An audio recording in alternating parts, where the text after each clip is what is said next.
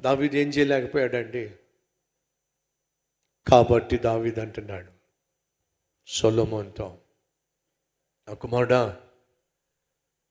దావీదు తన తరము వారికి దేవుని చిత్త ప్రకారము పరిపాలన అందించాడు. ఇప్పుడు తనకున్న ఆశ ఏంటయ్యా అంటే తన కుమారుడు కూడా దేవుని చిత్త ప్రకారము ప్రజలకు ఏమి ఇవ్వాలి, అదే పరిపాలన అందించాలి. కాబట్టి సొలొమోనుతో అంటున్నాడు, దుష్టులున్నారు, జాగ్రత్త.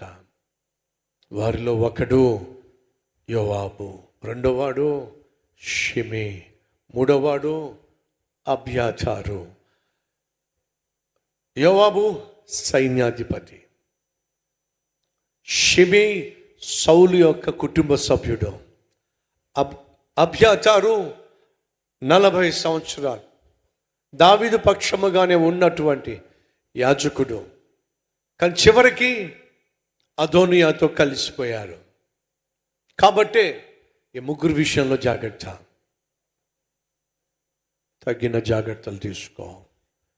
వీళ్ళున్నట్లయితే ఈ రాజ్యం ప్రశాంతంగా ఉండడం సాధ్యము కాదు. ఇది దావీదు సొలొమోనుకి ఇచ్చిన హెచ్చరిక. మొదటేమన్నాడు, దేవునికి విధేయత చూపించు. రెండోది ఏమన్నాడు, దుష్టుల విషయంలో జాగ్రత్త వహించు.